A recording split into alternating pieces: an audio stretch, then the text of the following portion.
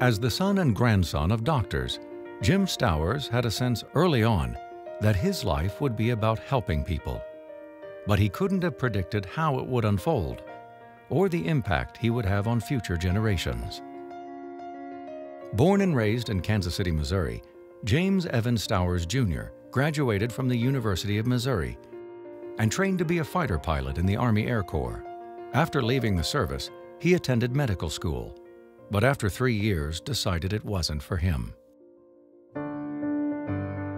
That decision led Jim to the mutual fund business, where he was a pioneer in what then was a new industry.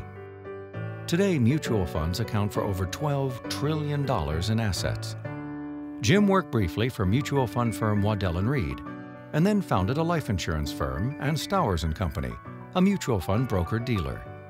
But selling other companies' funds wasn't very satisfying, so Jim started his own fund, and it had to be the best. It had to be the best fund. It couldn't be the second best. I mean, we really, if we weren't determined to make it the very best fund, you couldn't sell it.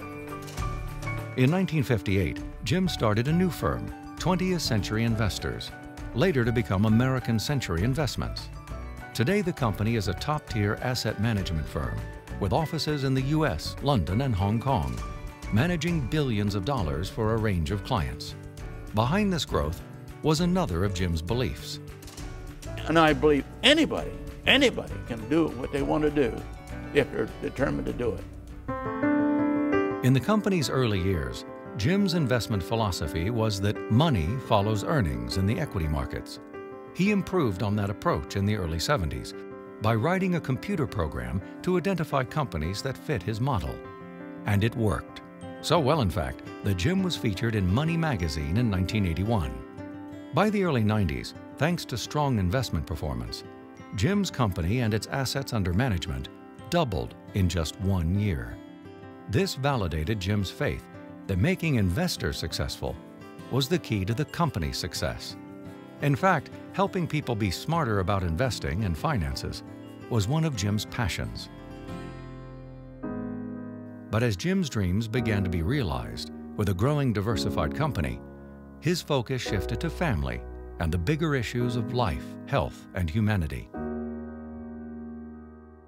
Jim was diagnosed and treated for prostate cancer. Then his wife, Virginia, faced breast cancer.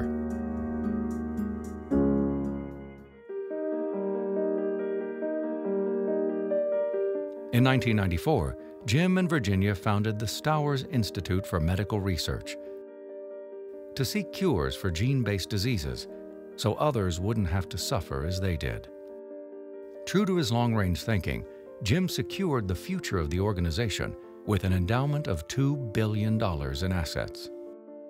Over a period of more than 50 years, this self-made entrepreneur accumulated great wealth, then gave away virtually all of it in a monumental act of philanthropy.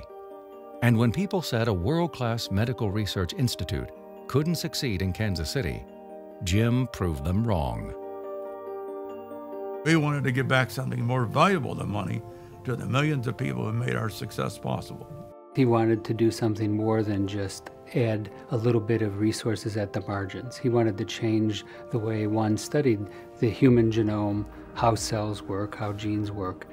That's a big task, that's a big challenge. But he had the resources and the enthusiasm to convince me that he could do it.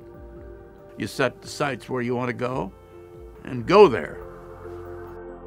And you don't look at it, what you can do in the first 5 years or 10 years or something like that. You look way down the line. When Jim Stowers looked way down the line, he always saw opportunity and always made the most of it. I believe the best is yet to be. Best is yet to be.